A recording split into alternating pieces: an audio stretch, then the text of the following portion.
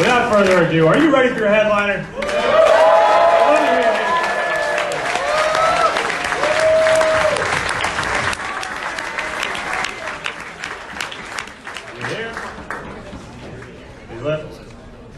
Elvis Costello, ladies and gentlemen. Elvis Costello now coming to the stage. Is he here? Seriously? Yeah, okay. Anyway, what's going on with you guys? I mean, I'm gonna do another 45. That's cool with you guys. It's like, let me hear you. Make noise. Ladies and gentlemen, NormMacdonald.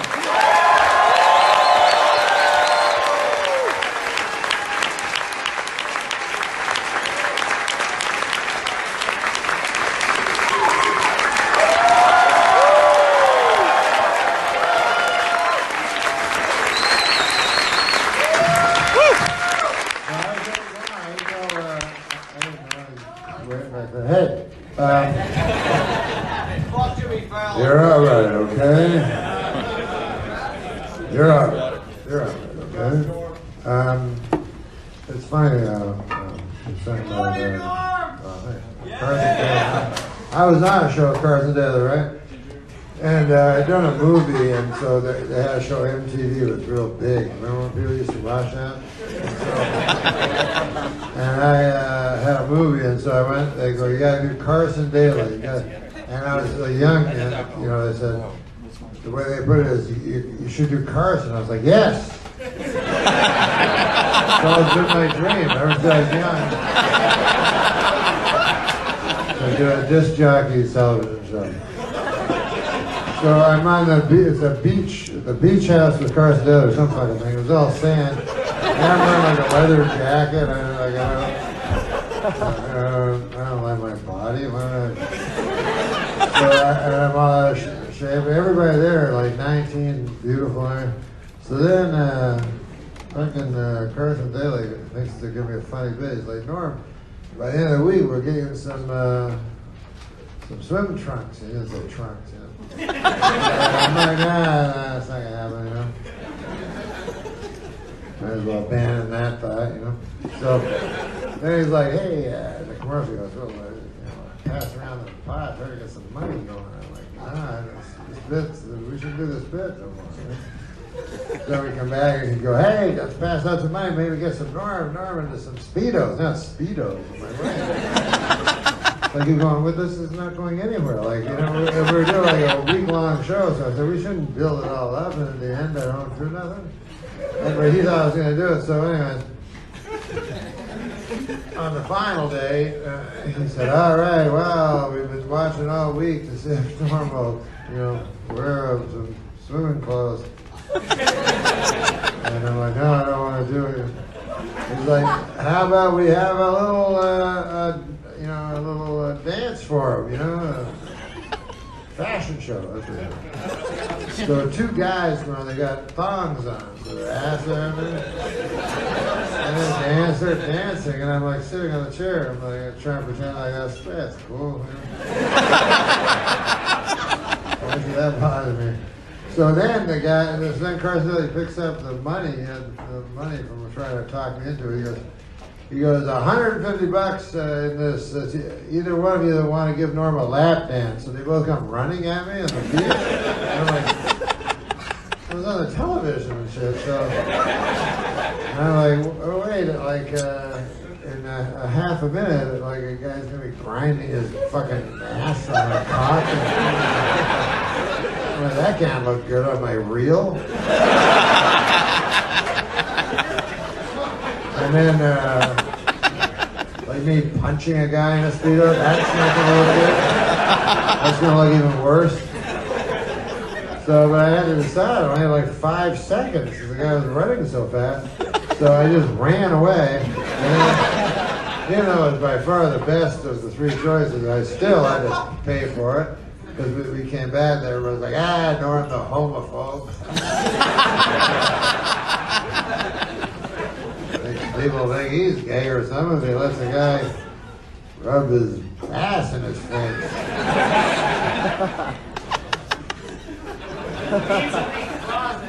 Deeply closeted gay.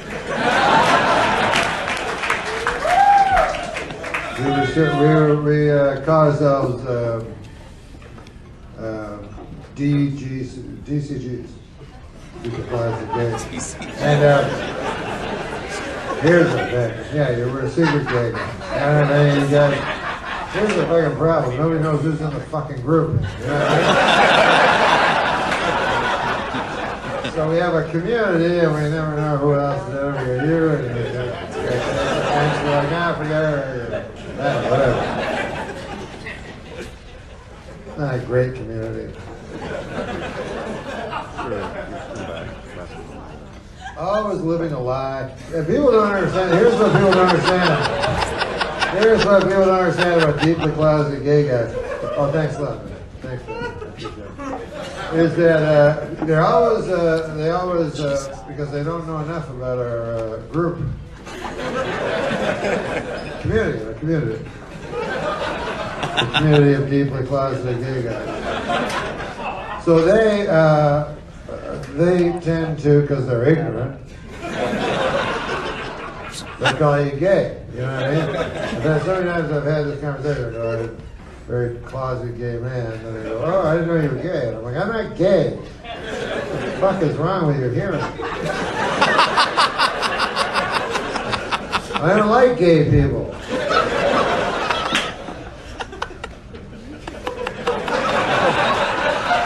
Closeted gay. It's a tough thing to be, I'll tell you that. I got married, you know, keep up appearances, you know. So you gotta do a lot of shit like that. And Ruth, oh goddamn. You know, I know like the differences between men and women in a relationship, maybe kind of hack, you know, material for a comedian, but this comes from a guy who's a deeply closeted gay guy. So it's a different something you haven't heard, you know? Like, I know the difference between, you know, like after sex, you know, Ruth likes to cuddle. I like to vomit. She's a good-looking lady, but I find her sexually repulsive. Nice lady. So she cuddles, sometimes I vanish. One of the two, vomit, vanish. Sometimes I'll just vanish and, you know, a couple days later come back where it's like, where were you? I'm like, I was getting some, there was a cat. And the cat brought back to the house and they're like, looking for that cat. And I go, And she's like, how long did that take? 20 minutes or something? But you've been gone 2 days. I'm like, no, it's a cat. That's not the whole thing. People do different things. Like I was, house was on fire and shit. And so I was like, get some water, you know, throw the water on the fire. And then the other one was like, that's the guy with the cat, you know. Everybody's like, whatever. I'm like, whatever, you know, that's whatever. Their story, you know. I'm no hero, I just found him. She goes, how long did that take? I don't know, an hour. Well, you've been gone for 2 days. And I was tell you about the cat and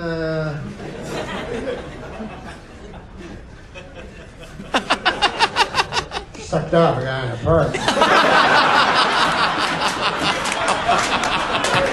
So many questions all the time. What are these questions, woman?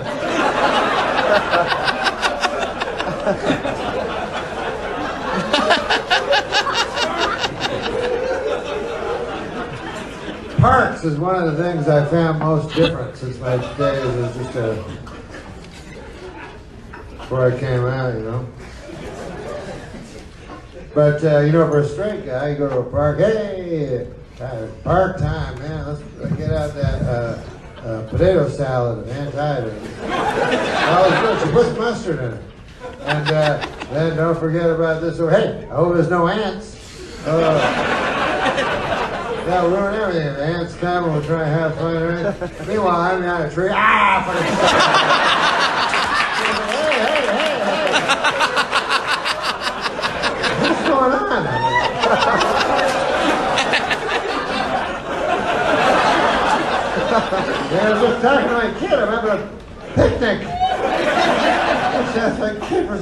sure they do. That's the code. Don't do that no more. No. Whatever. No, I don't make no coin off it. It's love. You ever hear that expression? You ever hear, I would like to make love to you up your asshole.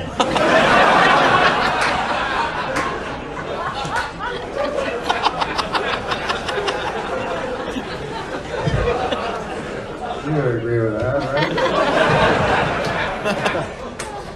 No, something about don't go right together.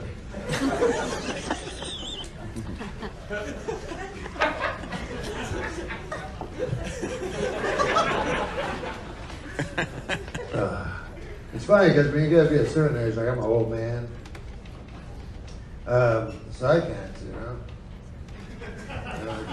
My cock hasn't worked for a long time. I know it's fresh for nobody. That's a good thing, you know. First of all, it's hard enough for me, you know, to get an erection, like even during tax time or something like that. Let alone if the girl hated my guts that I was trying to lay down on top of. I think it would be hard for me to get real excited if she tried to scratch my eyeballs out. Listen, if you're really not into it. No, that's about 90% of it to me is how much the girl likes me.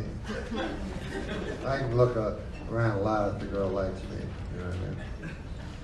I go, well, she's, you know, not easy on the eyes, I guess. I guess when she kept saying she liked me the whole time, she'd look better.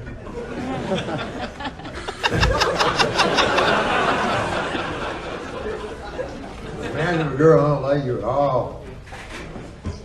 I remember one time there was this girl and she was like, everybody into different things. Like I'm just into finding a girl, lying down on top of her for a while. You know?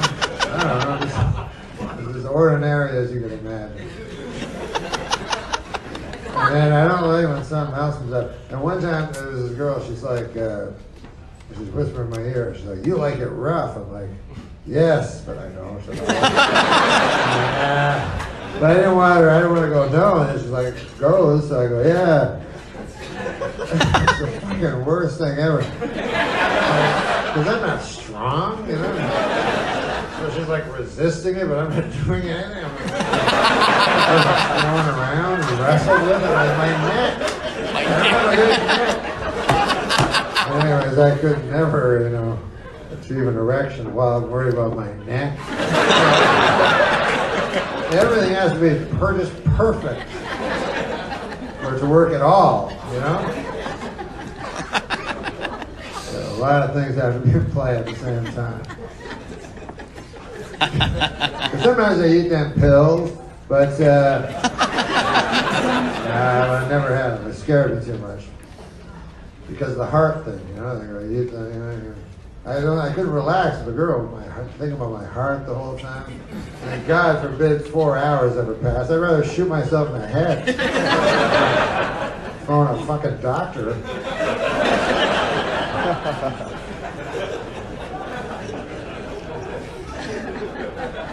So, hey doc, yeah, listen, I know I don't know you that much, but this fucking cock is rock hard. It's been hard for like 4 hours. What? No, I don't want to go to your fucking place. Yeah, I said the phone yet. My cock, you know, you heard a fucking emergency, like, hey, hello? See a lot of gunshot wounds. I don't know if you can see over yeah. The cock. It's always hard. Why do I have to go in last?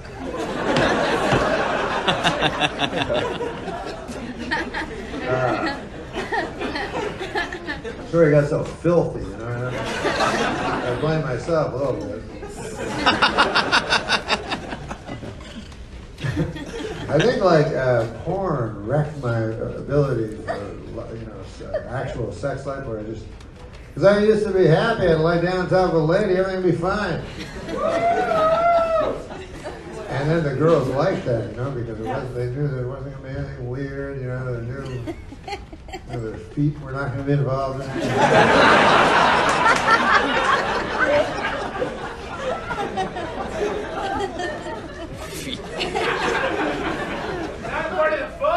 So a guy should tell you that early in the date. You know what I mean? If you're a girl or something like that, go, well, don't wait a long time until you're hopelessly in love with the person, And they're like, well, Gretchen, I guess it would take a blind fool not to see that I have feelings for you.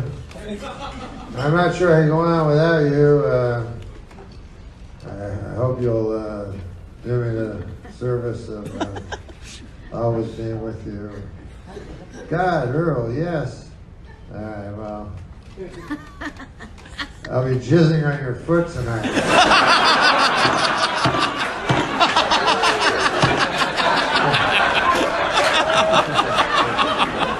Why you made me love you and everything? I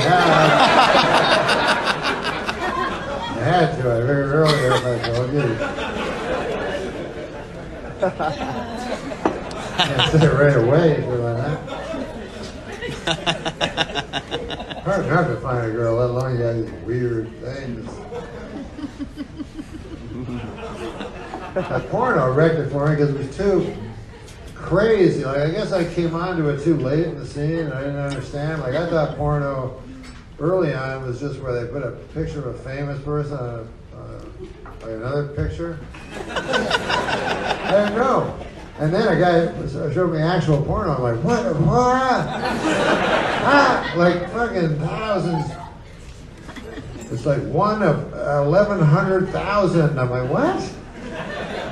1100,000 pictures, and then never see the same girl twice. You're like, when did everyone become a whore? What are these girls doing? I've never seen a girl do anything like this with me ever once. That was on the TV. I used to be on the TV. These guys, like, you never see the same girl twice. So it started out, I'd be whacking off all the time, way too often. But then you get desensitized, that word from the big books? So you need more and more, you know what I mean? You're like, you fucking can't, you're like, monster. Like,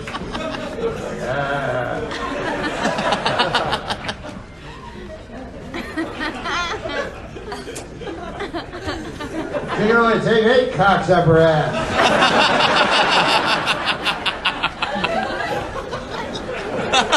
Why did you get in the business if you're going to be a prude?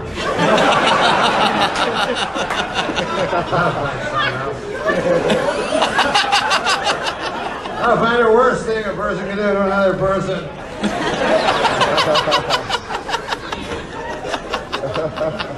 Okay, man, you got to throw it away.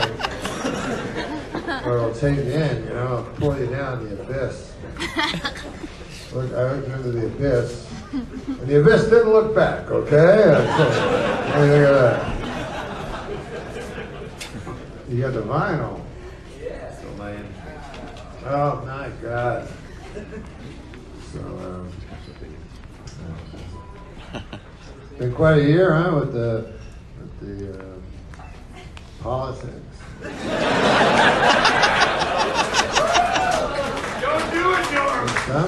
Hey, listen. We got to admit what's going on in this country. There's an election, and we got Trump won. He won. He's the president of the United States. You have to live under a rock to not know that Trump is the president of the United States. I'm not telling you anything new. But now books are coming out about Trump, because it's been a year and a half since Trump got in. And it takes a year and a half to write a book. So all these books are coming out, they're called like The Trumpification of America. What happened? Why did Trump Where did the huh? I saw one that said that. He's like, huh? How'd it go again, huh? Huh? Yeah. Norm, talk about Pierre Craziest voice I've ever heard. Wait, which guy is that guy there? Good Lord.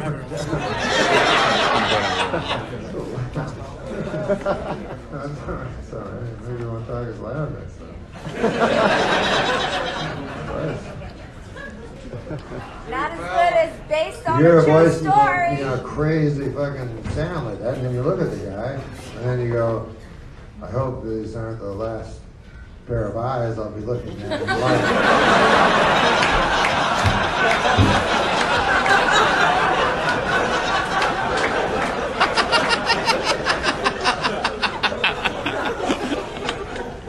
Oh my God. Hey, I got a living will. You ever got one of these things?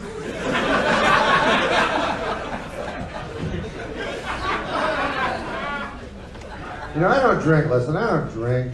I used to, you know, but in a way sometimes, because I don't drink and I don't do drugs and shit. So I think people think I'm being righteous and fucking holier than thou and shit like that. And I'm not. I mean, I am. I'm holier than you guys, you know. No offense or nothing, but whatever. Trying to be holy all the time. You guys trying to get fucked and stuff like that. But look at this stuff. I say, oh, I don't do drugs. I never do drugs. Think about it. There's caffeine in this. The drugs. So think about this, right? Maybe I'm more of a hypocrite than I think. Oh, I don't do heroin, but I go to Starbucks, I drink 3 cups of coffee a day. Think about this for a second. It'll blow your mind. Caffeine, again. The drug. It's just what you happen to call a drug, what I happen to call a drug, right? So I go, oh no, me, Norm, oh no, how could I've never done acid, I'm not a drug addict, but I take LSD. Think about LSD for a second. In a way, that's a drug. You know, you want more of it, you know, it alters your sensibilities, you know. I went to this doctor, this fucking guy, a psychiatrist, and he's like, this is all the guy ever says, stop taking fistfuls of LSD before the show. A broken record, this fucking guy is.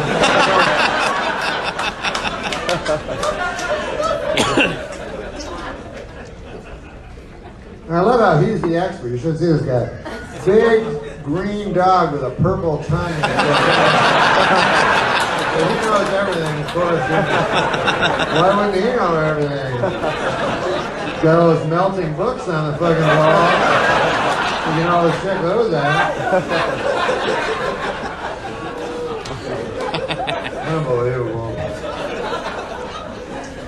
I don't know, man. So many, people, want to know heroes. I'll tell you what I think a hero is in this society. The single mother. No, I'm just kidding. Volunteer fireman. If there was a hero contest between a volunteer fireman and a single mother, I'd take the volunteer fireman. And I'll tell you what, I'll make my argument for the volunteer fireman. It's not a contest. I put him above all heroes, I put him above police officers. I put him above, I'm trying to think of other ones. Single mothers, teachers, all of the heroes, you know what I mean? I put volunteer fireman right at the top, and I'll tell you why right now. 2 components. 1, incredible danger. 2, complete absence of pay. So when you put the 2 together,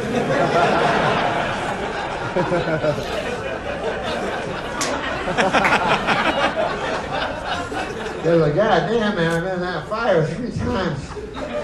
Here's your toy, you know.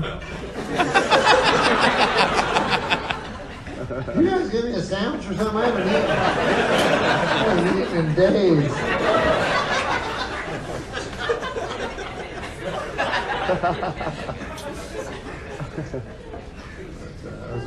Here's a little thing. So when people ask me who my hero is, right? Now maybe this is cliche, but I don't know. But they say, is it the fireman? And I go, no, it's not the fireman. It's not the postman. It's not the policeman. It's my old man.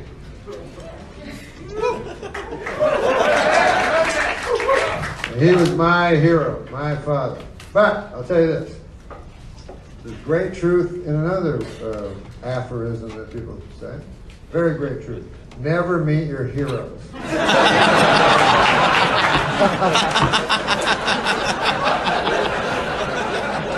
Never what you expect. You go, where are the cigarettes? You say you're bringing back cigarettes. Couldn't even think of that. Couldn't even have thrown that touch in. Oh, Lordy, Lord, Lord. Lord God.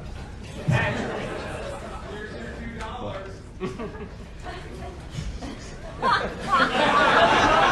feel like I'm in some afterlife or something. What do you think? Things from my past?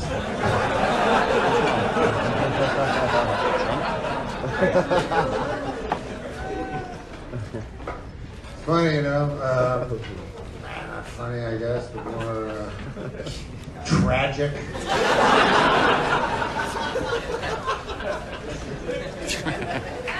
What about this? I fucking meet Merle Haggard. You know Merle Haggard? So I'm in L.A. Nobody likes country music or nothing, so you can see them. You can see big stars in little tiny places. So I got to see Merle Haggard. He's still alive, you know, and so the woman comes up, some woman, she goes, would you like to meet Merle? I go, God damn, yeah, that'd be great. She goes, well, he'd like to meet you too. I'm like, oh. Then when she left, I was like, what? Was that last thing? So then I get a little suspicious, you know. She goes back, and I have this thing fucking in my head, because when I was a kid, something happened with me and my dad about Merle Haggard. I have a story. I'm ready to tell Merle Haggard. And she comes back, she's like, yeah, right after he gets off, he's really excited to talk to you. I'm like, why do you keep saying this? You don't know who I am. Oh, yeah. I don't know. Impossible. So after the fucking show, we go in the back, and there's like you look into the catwalk, you know, that area where you see like the drummer and there stuff. And so Merle Haggard's coming up. He just did the fight inside, he's walking up. And this woman starts whispering in his ear. He's like,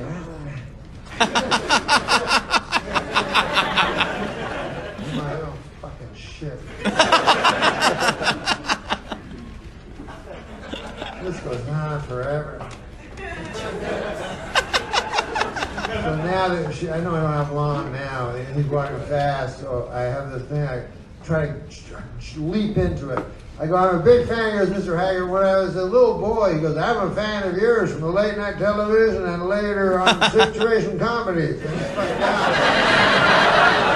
And then the woman's like, no, it was awful. She was fixing it all up for me. So here I was going to tell Merle Haggard a great story. It turned out he liked me.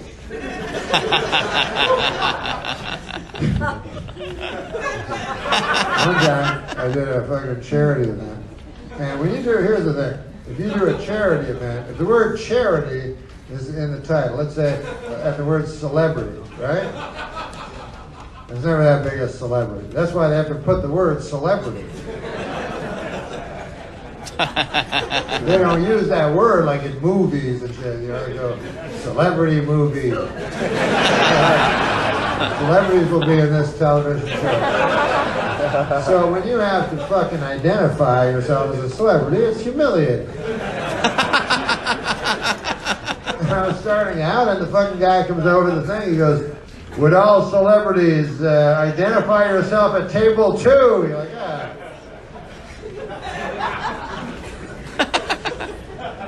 So anyway, it's a golf tournament. It's me, right? Fucking horrible golfer who's super competitive and gets angry and never funny or nothing. Worst possible celebrity you could ever get picked. So anyways, it's a celebrity, a businessman that pays a lot of money to do it, you know, and then a pro, you know. So I get out early, I'm with the businessman, and he says to me, he says, I wonder who our celebrity is.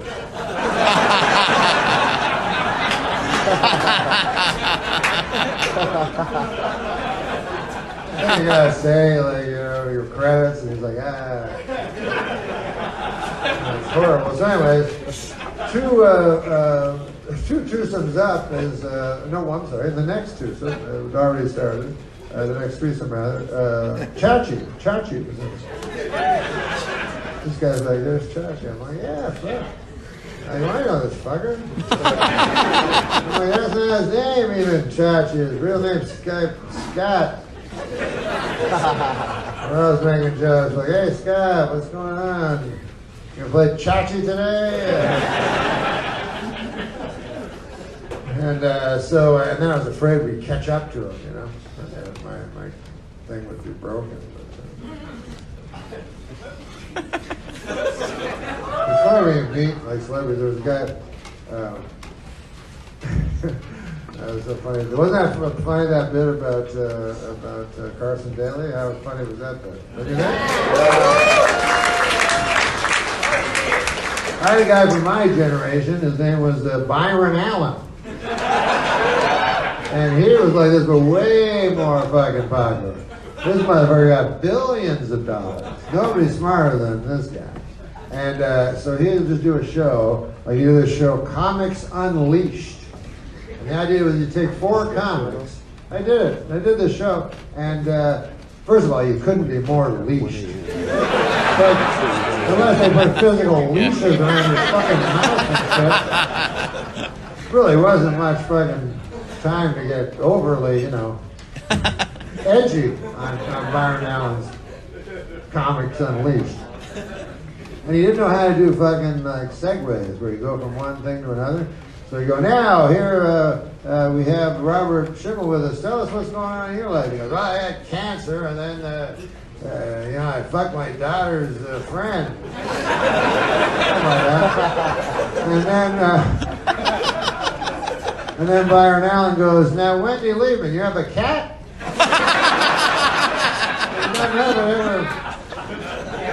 Nothing had anything to do with what happened a moment before. You're like, what's going on with time and shit? And like, but he said the craziest sentence I ever heard anybody say ever in my whole life. There was the guy, John Lovitz, was on the show, and he looked at John Lovitz, like I'm looking at you right now, and he said, now I understand, John, you're growing older.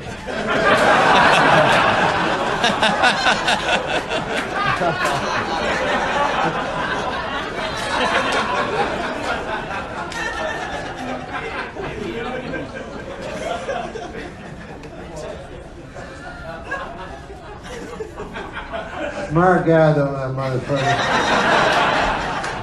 I did that show like about 10 years ago. I think they gave me $200, and I saw it last night, about 3 in the morning. Yeah. I think you showed it about 500 times. Fucking so smart. Here's the other show called The Entertainers. This is a brilliant piece of performance art by Byron Allen. What he does is he goes to what's called a junket. You know, so if you have a movie out, right?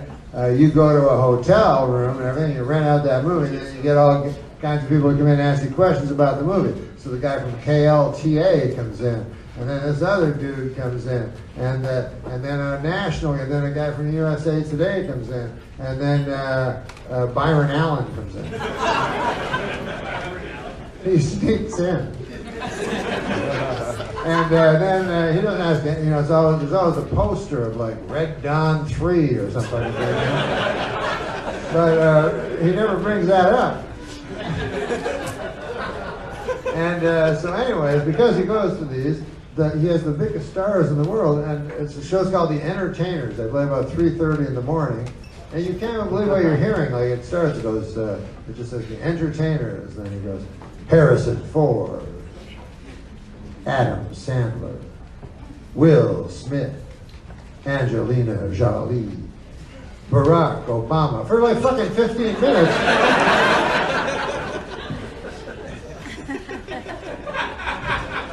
That guy's fucking brilliant. Then he does the most brilliant thing I've ever seen anybody do. He takes the guys that are really big stars, right, that are white, and he guilts them into pretending they know him.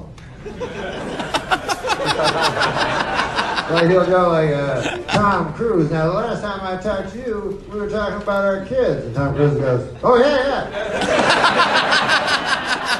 I remember. Yeah, because we're friends. Yes, of course we are. No, we're friends. Kind of a brilliant guy. But those guys, man, you know those guys, it's like Trump. You go, motherfucker can make things happen from nothing. Just turn them into something, you know? Like I remember Trump, when they started that campaign, they said, well, you don't got no platform or shit. And he goes, I have the hat. You had a hat? I remember this real clearly. Because me and my kid were laughing. He said, I got a hat. And it turns out he was right the whole fucking time. He had a hat.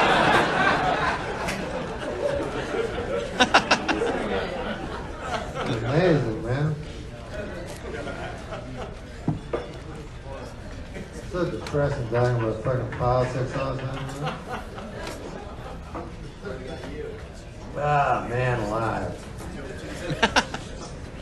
I'm just trying to live forever, you know, it's my, it's a hobby I've had for a while.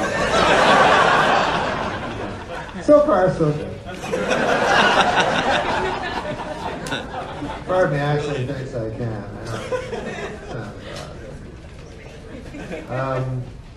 I guess in the future, people probably won't die, you know.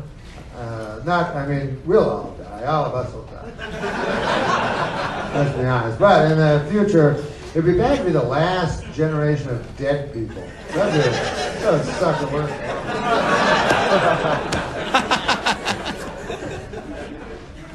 Knowing that people might live forever, though. Hey, Jeff was telling us a story about people who used to die. Fuck off, Jeff. And all your I was saying horse shit, Jeff. No, he said they die like trees. You know, they die. That's just Jeff and horse shit. Oh, man, alive. I got my living will. I don't know if you know what that is, but it's a thing, right? If I can give you any piece of advice that's morbid, I would say get a living will, you know, because you never know when you're going to be in a coma. And listen, you probably won't be. Let me think here statistically. It will happen to a couple of you. I'm not going to say exactly who, because I don't think that would be fair. And I could fuck up time somehow, you know.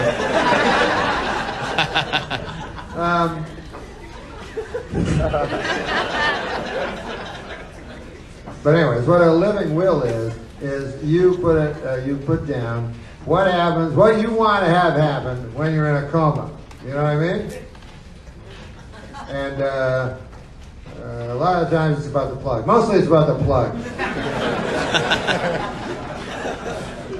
And mine's very short. It just goes, hey, keep your fucking grubby paws off my plug. Plug just stays where it is. The first thing.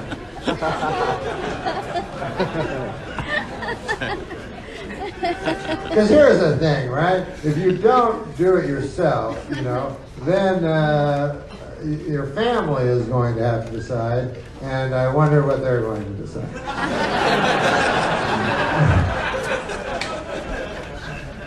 Maybe they decide every time, always, ever, forever.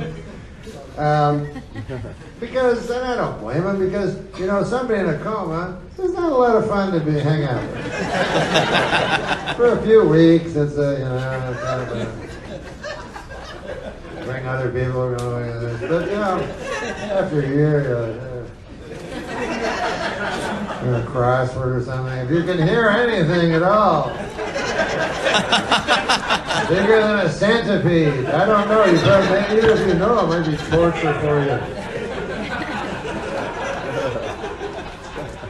But yeah, no. If you're, if your family is imagine if you could hear. That'd be the worst. But you can't say anything. You hear your family, and the doctor's like, "Well, it's been 2 weeks now. Again, as I tell you all the time, you can make the decision at any time." Listen. I know I've asked you this before also, but did anybody have any recollections of, did Norm ever say anything? I know you've said he never mentioned the topic, but on further thinking about it, did Norm ever say anything about being in this situation? And then my brother would be like, "Oh yes, that, yeah." One time we were at dinner, and then I was saying about plugging in and the coma and everything, and then he's like, kill me.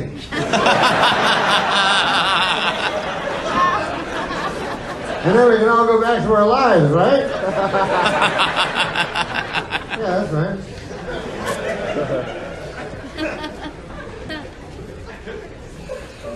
I don't even have one plug. I have like a series of plugs. I can give you all my notes later. Because I don't one plug. What if a fucking guy with one of those big thick brooms? You know those fucking janders? Big wide broom? Fucking hits my plug. My brother's slipping him a 20 in the fucking hallway there. I know the wicked ways of men.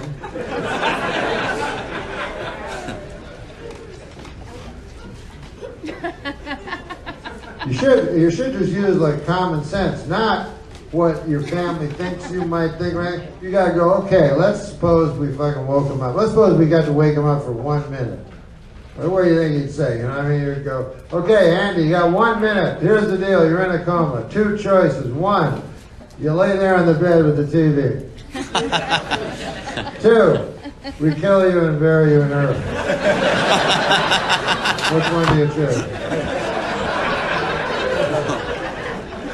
That's a question? Yes, that's a question you ask people? 1, I want to say that quickly. I can't believe it's hard for me to believe that's even a question you guys ask.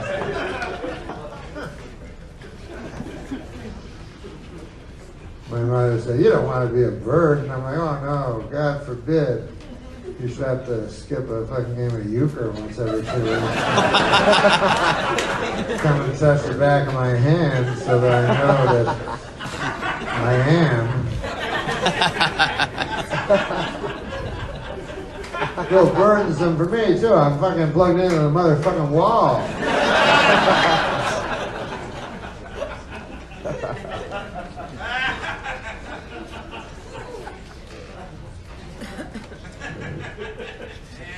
That'd be a bad diagnosis, man. Not bad. That's the funny thing. A doctor can't really give you good news. Think about it, right? Like, a doctor will never come to you and go, "Hey, you checked out your blood panels, Mr. Anderson, and good news, you're immortal. You don't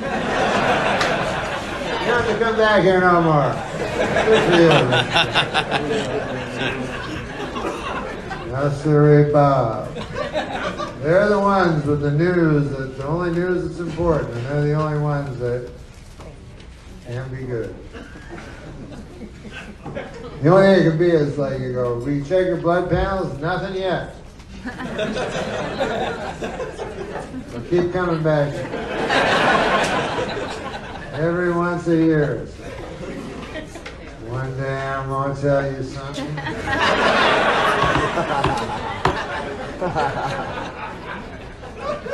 Take you to your knees. You'll be crying. You'll be crying.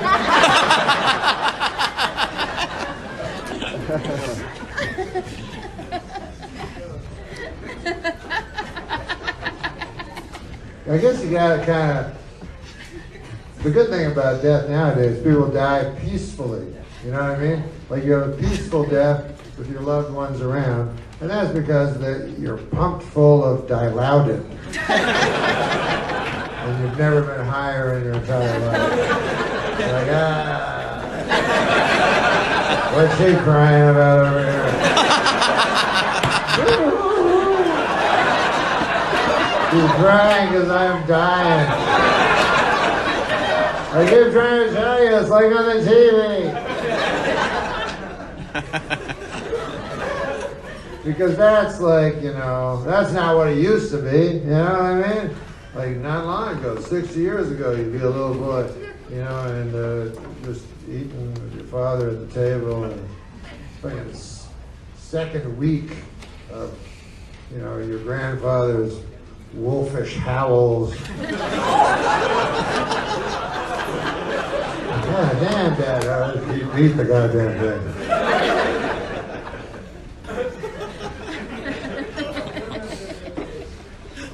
And also, I don't think they were brave back then either. You know what I mean? I think that might be a lot of drugs, you know, make you brave and shit. Because I'm not. Why would I be brave in a goddamn with death? Death of all people. Death? Death. Death.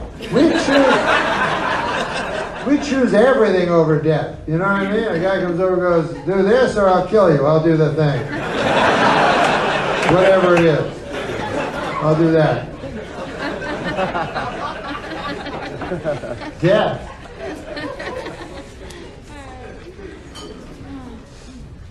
It's hard to even fathom, you know?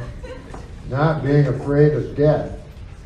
I'm afraid of people whose skin color is different than my skin color. And I'm not going to be afraid of death.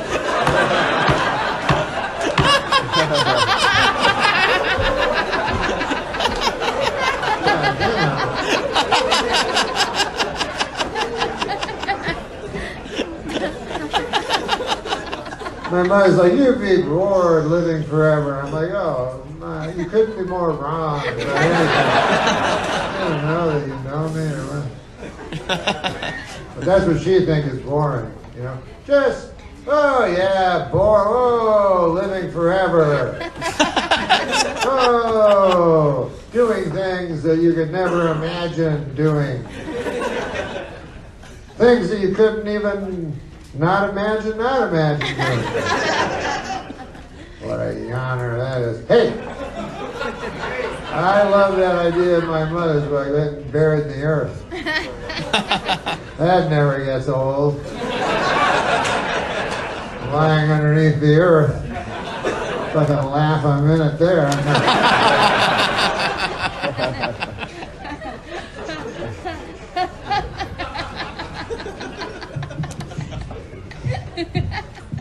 Oh, lordy, lordy. So I could be 96. This is me when I'm dying. Please, no! Not me! Oh, take my grandson. I've heard you can make some sort of a deal.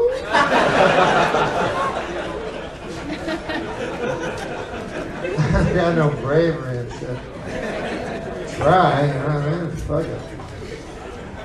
I don't know if you've ever been faced with what you think could happen to you. You know, like I was wondering what would happen to me if if a guy pointed a gun at me, right? And I always thought what I'd do would be I'd karate chop a fucker and then he dropped the gun, I'd grab it. Anyway. That didn't happen. I was walking down the street, right? It was like fucking 3 in the morning, something like that. I was walking down 7 and going to my apartment, and I don't know what I was. I had music on, I was zoned out. It's 3, 4 in the morning, and a guy was on the phone yelling, and I didn't realize that. That's how I'd have been on. He was yelling at whoever this guy, like that, and I had no. And then I got close to him, and then I'm about 10 feet from him, and he looks at me up like this, and he has a gun. I didn't see the gun. It was in his hand. And then he goes, hey, get the fuck out. And then the gun is like this, you know? And I never even thought of karate chopping it. The gun was like right there, and I was like, And then, like, there's a thing, flight. What? Fight or flight? Okay, I didn't do either one.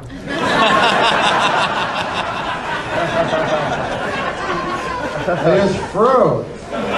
There's a third one, it turns out. So I froze, and then I don't know how long I froze for. It could have been like 25 minutes. And the guy was kind of going like this, and he'd be talking, and he'd look again and go like that. And I thought he's just going to make a thing, and then the gun will accidentally go off and shoot me in the head during one of his things. So then I just turned around like this after a big long time. I was like, if I hear a firecracker sound and my shirt's wet, well, it's been a good life, you know. Good city to die in, New York City.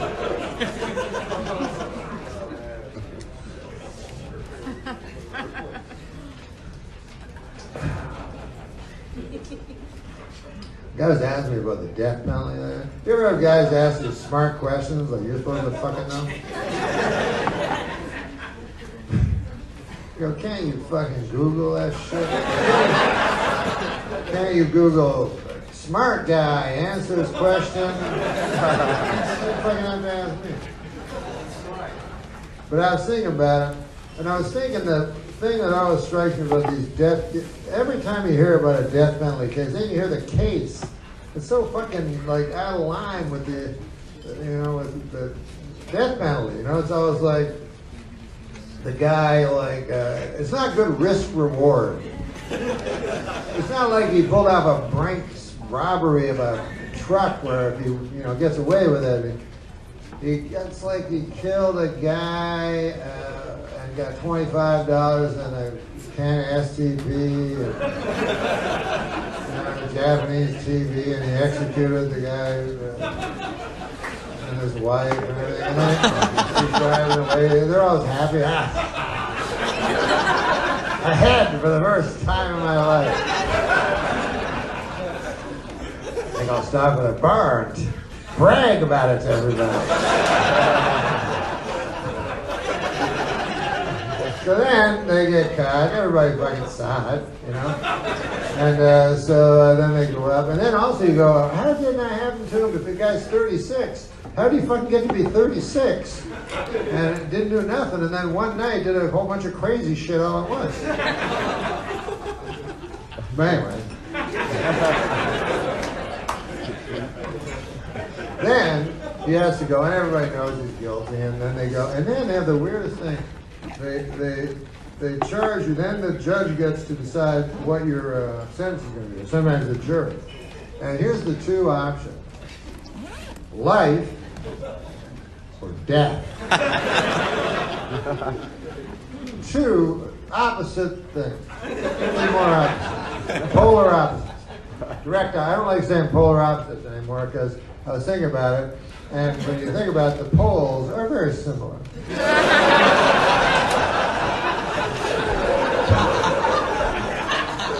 But these things are direct opposites, life and death. And you know what you're hoping for. You go, I hope life.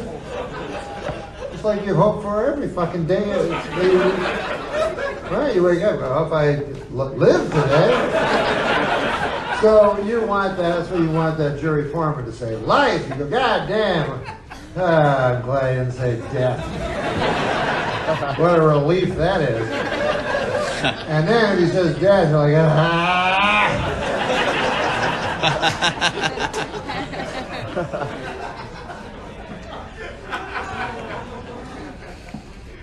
And that's why then they have that fucking, they have so much weird shit in death penalty. Like they have that thing about the last meal.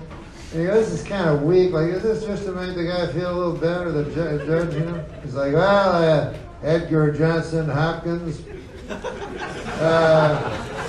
got some bad news for you.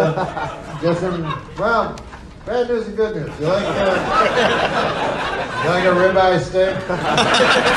A good ribeye steak. There's a place down by the penitentiary, goddamn. I take my wife there every year for a break. I get a steak and mashed potato. She gets the Oh, she always says that you gotta try the key lime pie.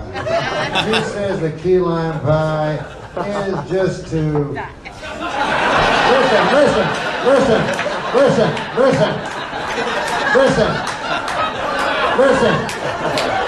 Listen now. And then the guy goes, what? Now the guy is in jail.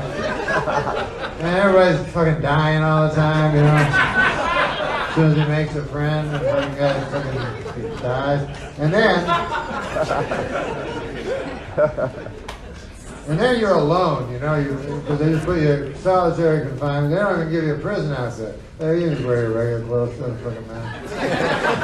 And you're in there, and then it's just you. It's small. You and nothing. Regret. You and regret. And I guess that's for all of us. But that's more like condensed, you know what I mean? The regret is more focused. It's more like, fuck, I don't even fucking like cashews that much. What the fuck was I thinking? $35 doesn't go far these days. What the fuck was I thinking anyway? God damn, I gotta start thinking. It was too late because they're gonna put him in. Hey, what about this? The fucking chair. How crazy! If you think, how will we kill him? We gotta fucking, you know, we can't let these people live. We gotta. What would be the best way though to kill them? What you got something, Billy? Yes, I was thinking, what about this? We got a chair. This chair is so fucking hot. I'm not talking about like a hot chair like where after your uncle sits in or some shit like that. I'm talking about crazy hot. So hot that it'll fucking cook you from the inside and it'll fucking bubble all your fucking insides into the liquid and it'll come out your mouth and shit like that. Guy's like, I don't think we have to go any farther. Billy, once again. I don't know how he does it. He always gets the best idea. Right away, the first idea. Fucking psychotic. He's made this fucking shit ever. How can anyone fucking... ever works?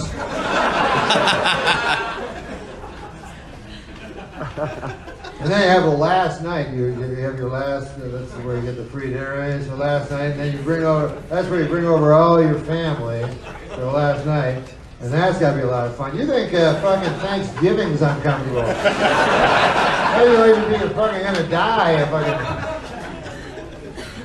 You got to put up with all your fucking. You're like, what? I was just saying how Aubrey now is going into the third. I don't give a fuck. We're only talking about me tonight. I'm gonna get killed tomorrow. What the fuck? What the fuck about Aubrey? Then everybody goes away and he's left with a sad-faced pastor. He's an odd guy to pair him off with at the end of his life. They couldn't have to be more distant. You know what I mean? Like, you want a whore or something.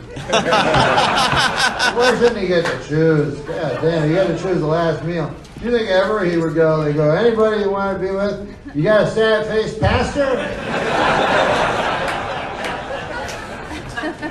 A guy, not a woman pastor, you know, a guy with a... Then they have to walk down the last mile. I mean, it's some weird ritual. It's like a mile, motherfucker. I'm a hardened criminal. A mile? I didn't get into hardened crime to walk a fucking mile. Plus, I got a thing that, you know, what is it, a joke or something? Is this whole thing a joke? Is it?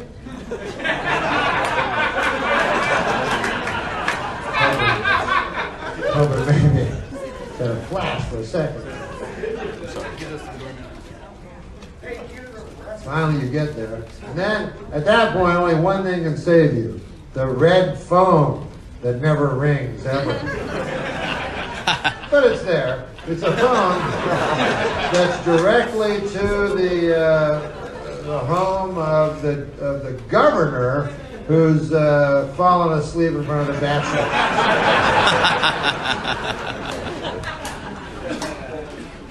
And he wrote down like things to do tomorrow. Hard than that fucking guy.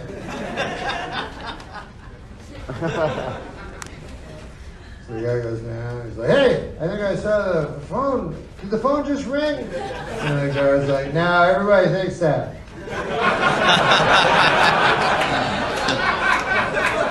I heard it explain once something about optic tricks that happen as death. We don't need to know the title, but anyway. How you doing anyway? How are you? Gotta have small talk with the guy.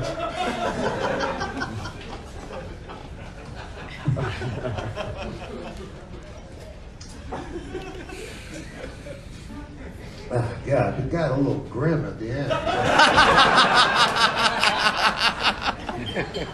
I blame myself, Bart. I do. Listen, if I die, I'm going to die. And I really, you know what I'd like? This is going to sound maybe corny or something like that. But I think if I died, really all I'd ever want is for like some of my friends to just get together and try to bring me back to life.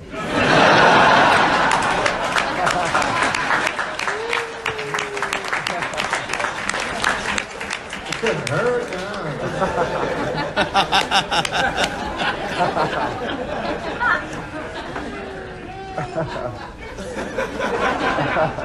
I have a God, so I like the people that are envious and atheists. I wish I could. I go, yeah, well, of course, you wish you could have a God. But fucking tell me. But it's pretty cool. Pretty cool having a God. You know, it's depressing. Like if I didn't have a God, like if I just didn't believe in nothing, you know, then this would be my day. I'd wake up like, I eat some Count Chocula and watch SportsCenter. And then I go to sleep. It wouldn't really matter to me.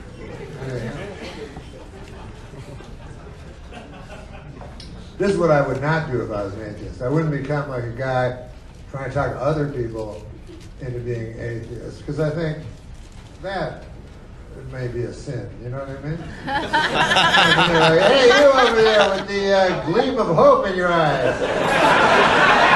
Come on over here, pal. I want to talk to you. Use some smart words. It turns out you're born, you live, and then you die, and then dirt. All right, well, goodbye. Hey, you want to come over to my house and talk about it all the fucking time? With my friends constantly?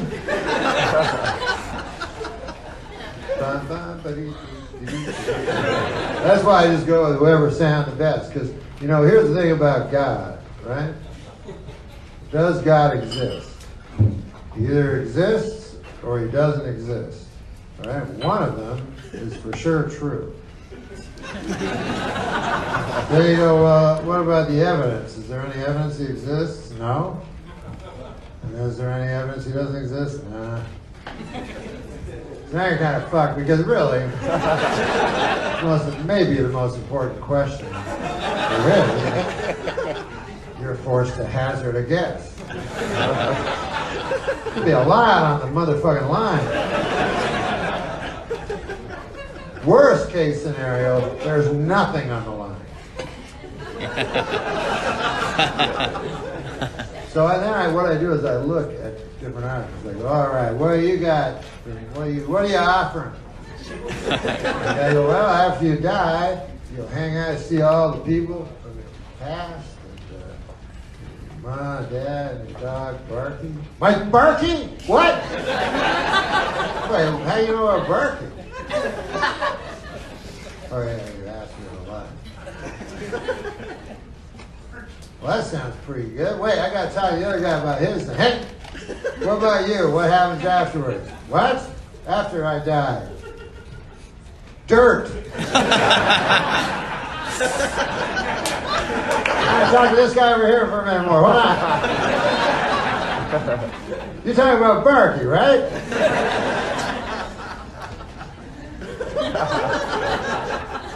So, you know, always remember you're free to choose.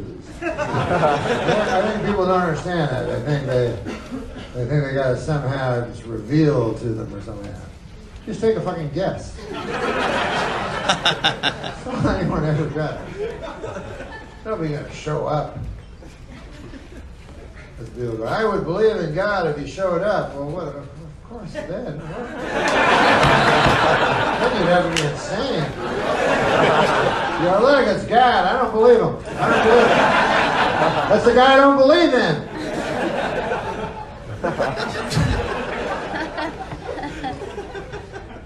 God damn. It's really good Red Bull.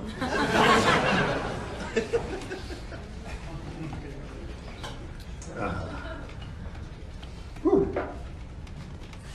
Golly. You know, I think in life, you know, you should have more than just jokes.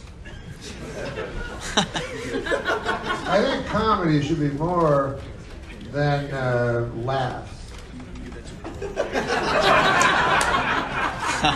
I think comedy should be important, about important things. Not about Tic Tacs, Special K, but important things. Cannibalism. Here's the cause of taking a great deal of my time. A great deal of my time. And anybody that knows me well, and if you don't, go to the computer. I've worked tirelessly. It's been tiring, but tirelessly. I've been working against cannibalism. Now listen, I'm not going to start. I'm not going to worry. Don't worry. I'm not going to start yapping at you, you know, about cannibalism. How you believe your guys are of the age where your views on cannibalism are set. They're not going to change by anything I understand. I get them young. I get the kids in the high school, stuff like that. And I tell them, hey, it's not like you're going to be cool being eating a guy. I mean, you're going to be cool. I'm not lie, but it's going to be cool for a while if you ate a fucking guy. But in the long term, it's not good. Like everything. And sometimes I think to myself, oh, look at you, champion of the not being eaten. And yet you never had to make that decision because you're so spoiled, you always you could eat a cheese sandwich. What if you didn't have that choice, right? What if the only thing between you and life was the consumption of a fellow human being? What if you lived in the Andes? In the Andes, they don't have like 7-Eleven, shit like that. They have one thing to eat. Fellow human being. So you take the airplane, now, first of all, if you take an airplane that goes over the Andes, it's on you, too, a little bit.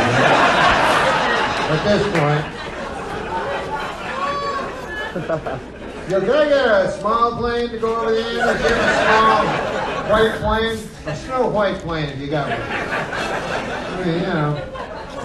So people, they go and then they crash. Then they're faced with the questions, after a month goes by, they get really hungry. They're faced with that super ethical question of whether or not, I wouldn't be, because I'd be thinking about it on the way up. I go, I would be eating that mother fucker in E3.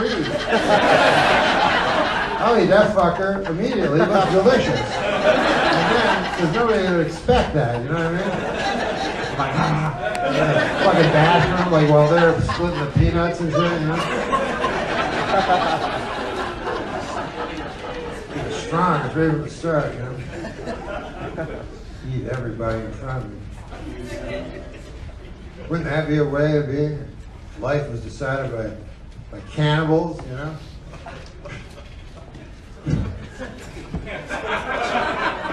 Stock market would plummet.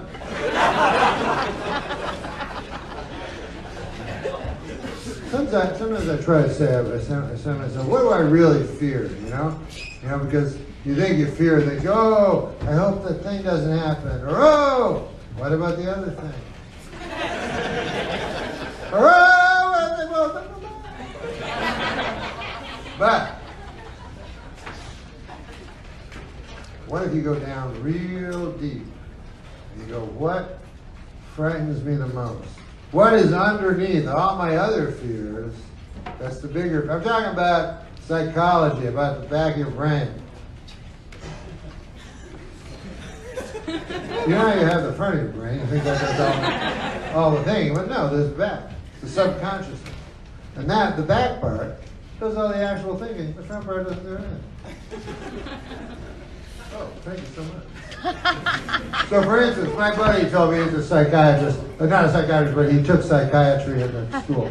And everything psychiatry, this guy's everything psychology. Like, I was having a glass of milk with him. He goes, you know why you're having that glass of milk, right? So I said, it's not because I like milk, I know that, because I went on to the guy. I've been around him enough. And he says, no, it's because you like that glass of milk on account of you still want to suck on your mother's breast. And my mother's a nice lady. God bless her.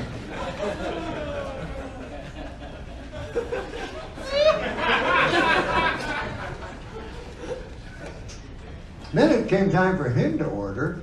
He gets 2 meatballs and a banana. I go, hey, hold on a second. Whoa, whoa, whoa, whoa, whoa, whoa, whoa, whoa, whoa, whoa, whoa, whoa. It's not even on the menu. What are you, special ordering it?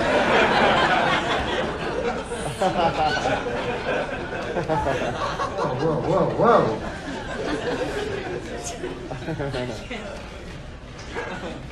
There's a place in Chicago. It's called the Kingston Mines. And this is a blues club. And you go and you watch the blues singer. They're like 80 years old, you know. And you listen to these songs. And you know how you think your life's fucking shit? These guys, god damn. You can tell by their names. I was like, ladies and gentlemen, please welcome from Chicago, Illinois, Mr. Shit Life Johnson. Come on out here, Shit Life.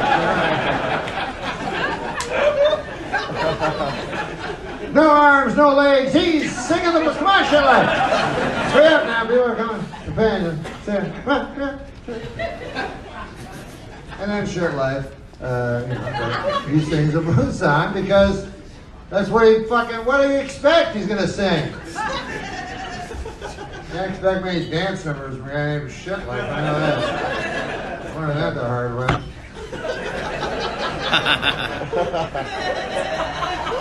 I went into the bathroom at the fucking Kingston Mines. So they have a machine on the wall. Condom machines. So you can buy a condom so you can lay down on top of a lady without having a child. So I had no lady or nothing, you know. I don't need a condom, you know. So there's another machine beside the condom machine, and that machine, it says porno plenty, right? And there's a little book you can buy. I've bought them before.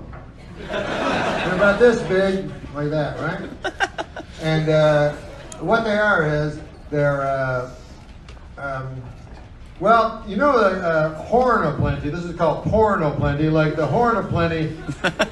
Like on the cover of every one, there's that cornucopia thing, and you know how like different produce is tumbling out of it, like oranges and celery and so forth. Anyway, in Porno Plenty, it's naked ladies, you know, but just cartoon, you know, cartoon etching. What I'm trying to point out is this. It's 35 cents. It's something literate. It's highly arousing. I figure I got 35 cents. So I put it in, and nothing happens. I pull it and shit like that, nothing happens. And then you're in a, and after, I don't have the balls to go out and go, hey, what the fuck happened to my porno clinic? Get your coat, honey, this is bullshit.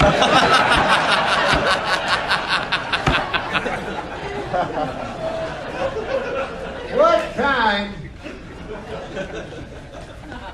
I think we're getting your coat.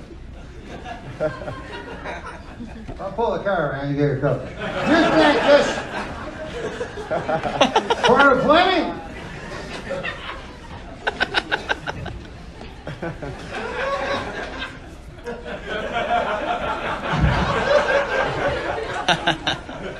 Oh God, the show ended so long ago.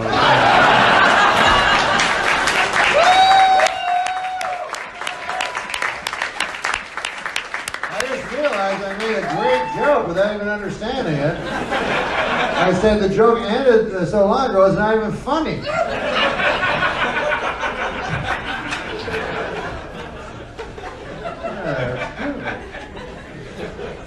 Joke just happened. How about that? Joke wrote itself. Woo!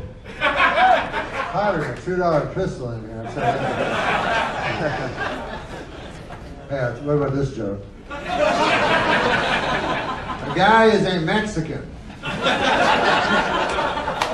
He spends his entire life as a migrant worker, working hard, and his sweat and his toil has reduced him, but also made him powerful. That is left. And even though his shoulders stoop, his chin is held high by a neck made powerful by hard work. And he has saved his money for 50 years, and he buys a bookstore. And he decides, because he loved reading books when he was a child in Mexico. And so he has done his dream. He has made a bookstore, and it's doing quite well. And after about a couple of months, a big redneck guy comes in, and he says, hey, Mexican! And the Mexican is startled, but sadly not as startled as he should be.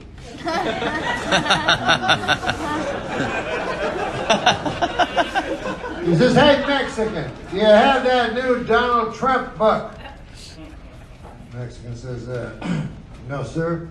No, sir, I do not have it. He goes, you don't even understand English, Mexican? I believe I'm speaking fluent English. I don't have the book to recommend me.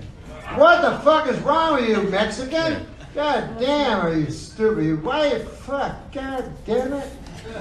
I want Donald Trump's book, I have to deal with a fucking Mexican. So now, a cork has been fury. That which was contained, unfettered. That which was in, out.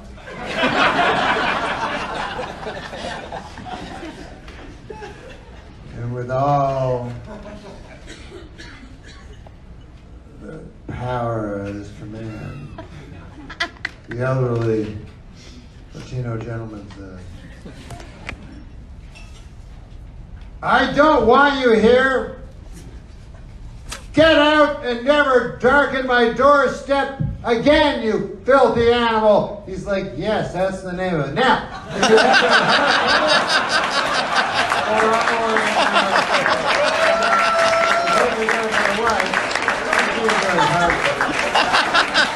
hey, you guys have been great. I love you.